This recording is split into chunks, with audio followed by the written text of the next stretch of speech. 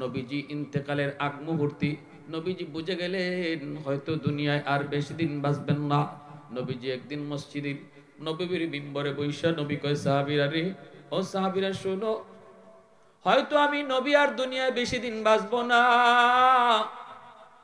আমার কাছে তোমাদের কারো কোনো পাওনা যদি তাকে বলো, কারো কোনো পাওনা যদি তাকে বলো, আমি পাওনাটা পরিশোধ করে দিতে চাই। কারণ কারো মানুষের হক আল্লাহ পাক কিয়ামতের ময়দানে মাপ দিবে না। এমনকি আমি নবীর কাছেও যদি তোমাদের কারো কোনো পাওনা থাকে রে, আল্লাহ এই ব্যাপারেও কোনো ছাড় দিবে না। এজন্যই বলি, আসনি এমন কেউ আমার কাছে তোমাদের কোনো পাওনা, অথবা আমি তোমাদের কারোকে কষ্ট দিয়েছি, কারো উপরে জুলুম করেছি, জান্না অজান্না তুমি মনের ভিতরে কষ্ট রাখছো, অথচ আমি জানি না তুমি আমাকে মাপ দেও নেই, এমন কেউ আসুনি একটু কও, তাড়াতাড়ি দাঁড়াও দাঁড়াও। সাহাবায়ে কেরাম কই নবী গো, না গো নবী, আমাদের মনের ভিতরে আপনার প্রতি কোনো অভিযোগ। বলতেছে কি পাওনা বলো। সাহাবী কই নবী গো, একদিন আপনি ঘোড়ার পিঠে উঠছেন, চাবুক মারবেন, আমি আপনার ঘোড়ার পাশেই দাঁড়ানো ছিলাম, চাবুকটা ঘোড়ার পিঠে পড়ছে না পড়ছে আমার ফিটো, আমার ফিটো চাবুকটা পড়ছে গো নবী, এই চাবুকটা আমার পিঠে পড়ছে, এই চাবুকের বাড়িটা আপনার কাছে আমার পাওনা। আল্লাহু আকবার, জোরে বল আল্লাহু আকবার। মদিনার মসজিদ নীরব, হওয়ারই তো কথা নীরব, নিস্তব্ধ হয়ে গেল। সাহাবী নবীর পিঠে বাড়ি দিতে চায়, চাবুক মারতে চায়। সাহাবীরা নবীর, আল্লাহ নবীর পাশেই সাহাবীরা দাঁড়ানো। নবী তখন বলে আসো, দ্রুত আসো, হাতে চাবুক নেও, আমি নবীর পিঠে আমি যেভাবে মারছি এইভাবেই তুমি মারো। সাহাবী দাঁড়ায় গেছেন চাবুক মারার জন্য, নবীর পাশে আসবেন, আবু বকর সামনে যায় দাঁড়ায়, ভাই তুই এটা কি করো? আমার দয়ার নবী দু জাহানের বাদশার পিঠে তুই চাবুক মারবি, তুই তারে মাফ করবি না? নবী কয় আবু বকর সরহ। ওমর দাঁড়ায় গেছে, ওমরে কান্না করে, ভাই যাইস না, যাইস না, আমার নবীর, যেই নবীর পিঠে মশা মাছি বয় না, আমার যেই নবীর পিঠে মশা মাছি বসা হারাম রে, ওই নবীর পিঠে বুঝি তুই যে চাবুক মারবি? নবী কয় ওমর রাস্তা ছাড়ো। সাহাবীরা একে একে আটকাইতে চায়, নবী সবাই আটকায় দেয়, না না, কেউ তোমরা তারে আটকায়ও না, আমি কারো পাওনা লইয়া কবরে যাইতে চাই না। নবী শেষ সময় উম্মতকে শিখায় গেছে, উম্মতের দল কবরে যাইও, কিন্তু মানুষের পাওনা লইয়া কবরে যাইও না, কারণ এটা আল্লাহ মাফ দিবে না, মাফ দিবে না, ভয়ঙ্কর কবিরা গুনাহ, ভয়ঙ্কর কবিরা গুনাহ। না না, আল্লাহর আদালতে মানুষের মামলা নিয়ে উইটো না, এটা আল্লাহ কখনো মাফ দিবে না। নবী শেষ সময়ে সেটা বোঝানোর জন্য বলতেছে সাহাবীরা তারে রাস্তা ছাড়ো, সাহাবীরা তার রাস্তা ছাড়ো। সাহাবীর সামনের দিকে আসতেছেন, নবীজির পাশে চলে আসলেন, আল্লাহ নবীর কাছে আইসা নবীজি তার পিঠটা দিয়ে দিলেন। মদিনার মসজিদ বড় সাহাবী সবাই কান্না শুরু করে দিছি, সবাই চোখ দিয়ে পানি পড়তেছে, আর খালি কইতেছে না এমনটা করিস না, করিস না, করিস না। অথচ সাহাবী চাবুক হাতে নিয়ে নিছে, আল্লাহ নবী পিঠটা দিয়ে দিছেন। এই অবস্থায় সাহাবী কয় নবী গো, আমার পিঠে যখন আপনি চাবুক মারছিলেন তখন আমার পিঠটা খালি ছিল, আমার পিঠে কোনো জামা ছিল না গো নবী, যদি 100 বদলা নিতে হয়, পাওনা পরিশোধ করতে হয়, আপনার শরীরের জামাও খুলতে হবে। সুবহানাল্লাহ। পুরা মসজিদ নীরব নিস্তব্ধ হয়ে গেছে, সবার চোখে কান্না। কয় কি, আমার রাসূলের পিঠে বাড়ি মারবো চাবুক দিয়া, আবার কয় আপনি জামা খুলেন।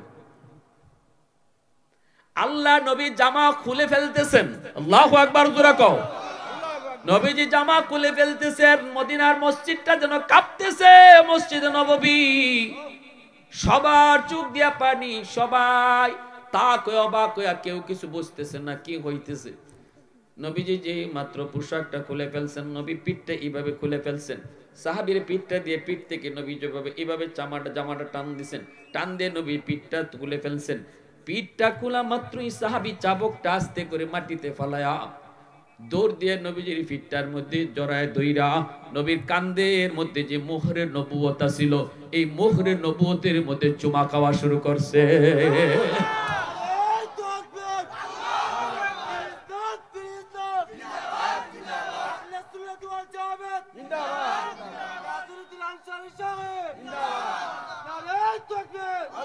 कौनैन मुख्तार खुदा तुमको बनाया, कौनैन मुख्तार खुदा तुमको बनाया, उम्मत का निगाहबान खुदा तुमको बनाया, उम्मत का निगाहबान खुदा तुमको बनाया।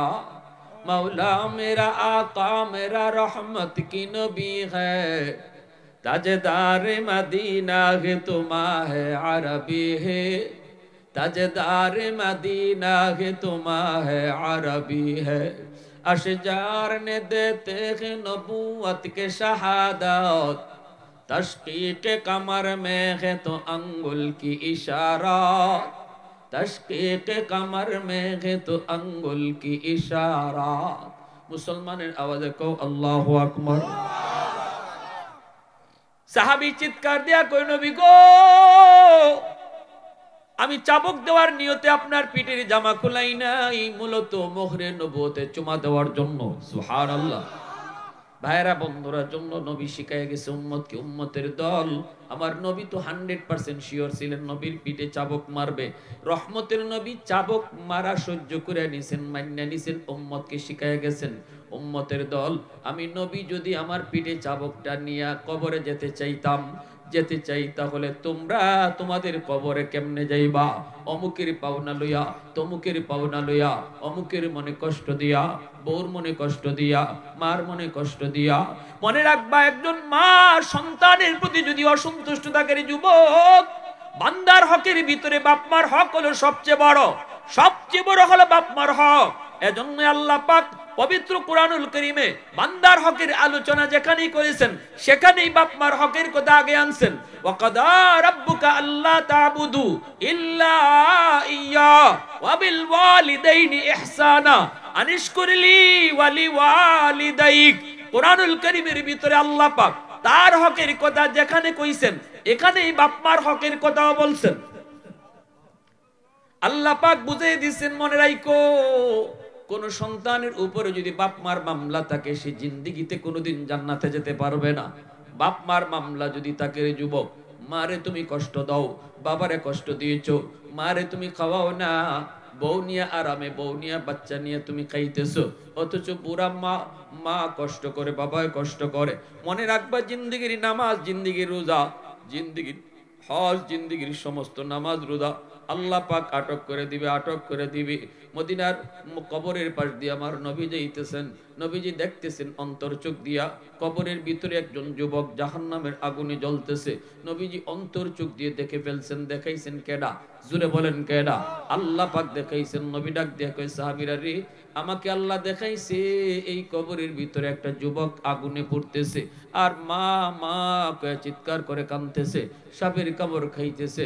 আমি নবী একটু তার জন্য সুপারিশ করব, তোমরা আমার সাথে আমিন আমিন বলবা। সাহাবায়ে কেরাম নবীর সাথে আমিন আমিন বলছেন, কিন্তু যুবকের আযাব বন্ধ হয় না। নবী আবারও হাত উঠাইছেন, আযাব বন্ধ হয় না। আবারও নবী হাত উঠাইছেন, আযাব বন্ধ হয় না। এবার নবী জানতে চাইলেন, মালিক ঘটনা কি? আমার হাতের দাম তোমার দরবারে কমে গেল নাকি? আমি কি কোনো সমস্যা করেছি? আমি কি কোনো ভুল করেছি? আল্লাহ পাক কয়, না বন্ধু, তোমার কোনো ভুল হয় নাই, হাতের দামও কমে যায় নাই, তোমার হাতের দামও কমে যায় নাই। গন্ডগোল হলো অন্য জায়গায়। মার কলিজায় ব্যথা, মা এখনো দুনিয়ায় জীবিত, মরণের সময়টাতেও মা ছেলেরে মাপ দেয় নাই। মার কলিজায় ব্যথা, কলিজায় ব্যথা দিয়া সন্তান কবরে চলে আসছে।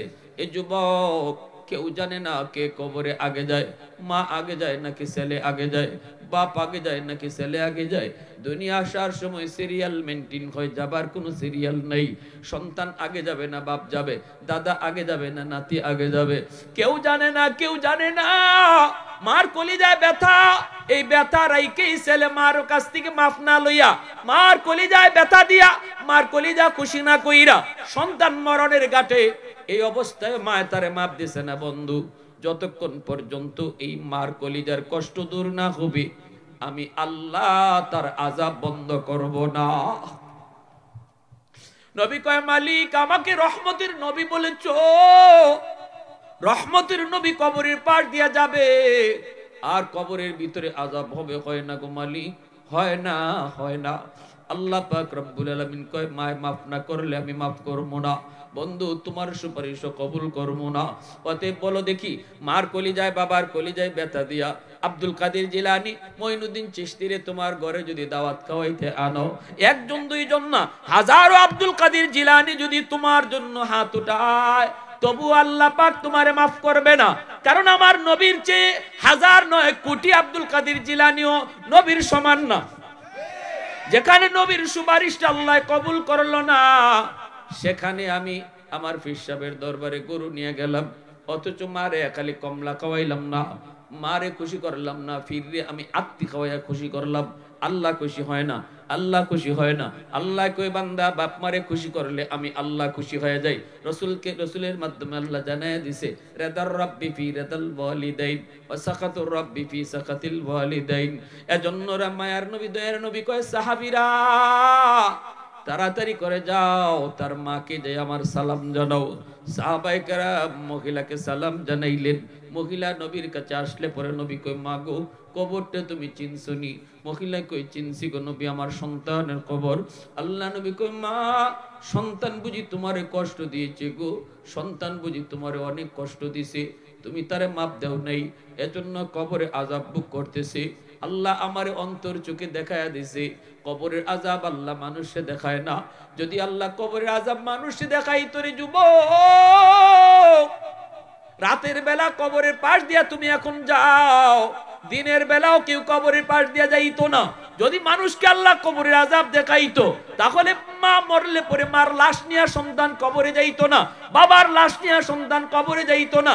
কবর দেখা যায় যদ্দূর, এর দূরের ভিতরে কেউ বাড়িঘর বানাইতো না, দুনিয়ার নিজাম পাল্টে যাইতো, দুনিয়া অচল হয়ে যাইতো। এজন্যই আল্লাহ পাক কবরের আযাব মানুষের চোখের আড়াল করে রাখছে, মানুষের চোখের আড়াল করে আল্লাহ দুনিয়ার ব্যবস্থাপনা ঠিক রাখছে। কিন্তু আল্লাহ আমার নবীর অন্তর চোখে দেখায়া দিছে।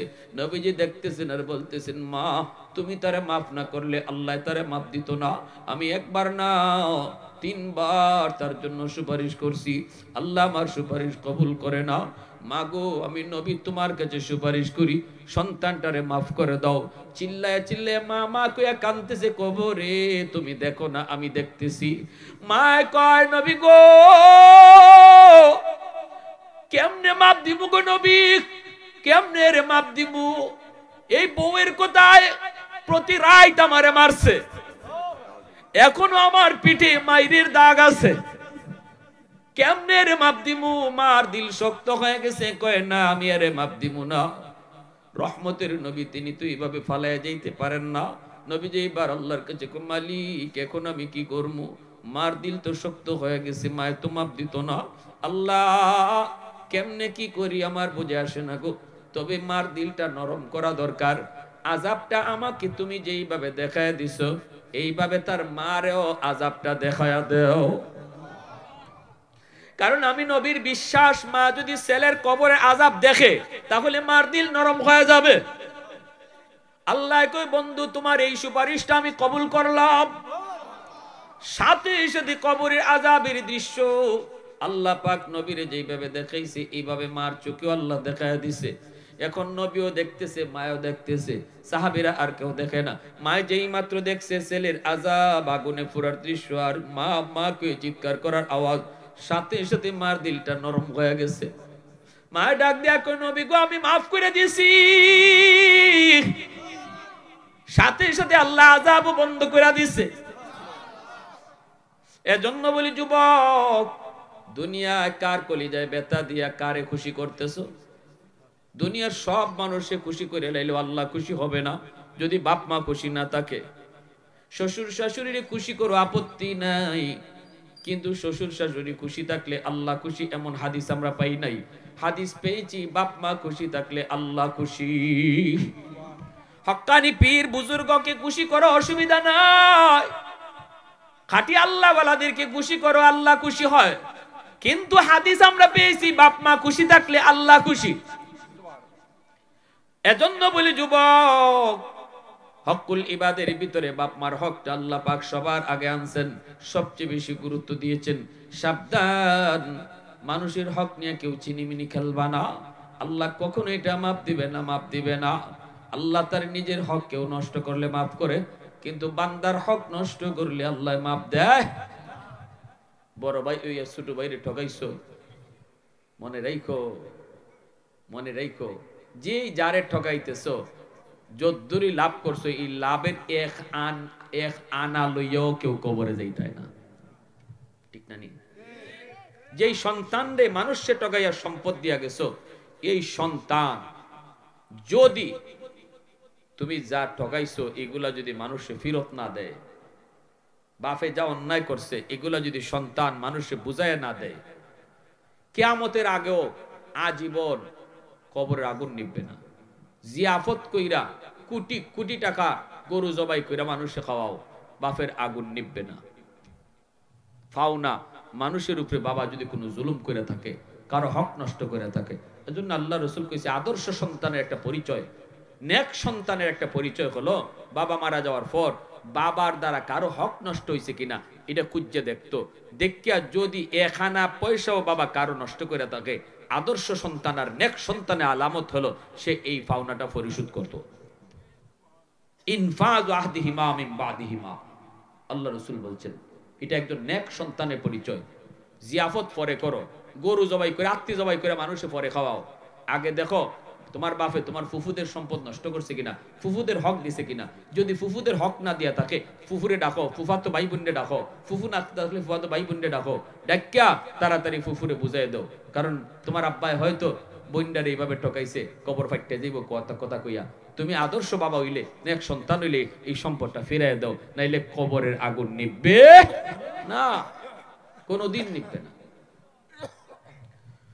আল্লাহ আমাদের সহি বুঝ দান করেন, সবাই বলেন আমিন, আরো জোরে বলেন আমিন, আরো জোরে বলেন আমিন। তাহলে সব সময় আমরা মানুষের হকের দিকে নজর রাখবো তো ইনশাআল্লাহ, জোরে বলেন ইনশাআল্লাহ রাখবো তো। নিজের আত্মীয় স্বজন যারা আছে, যার যতটুকু পাওনা, এই পাওনাটা পরিপূর্ণভাবে বুঝাইয়া দিব। মনে রাখবেন এ জীবন জীবন নয়, মরণের পরের জীবনটাই আসল জীবন।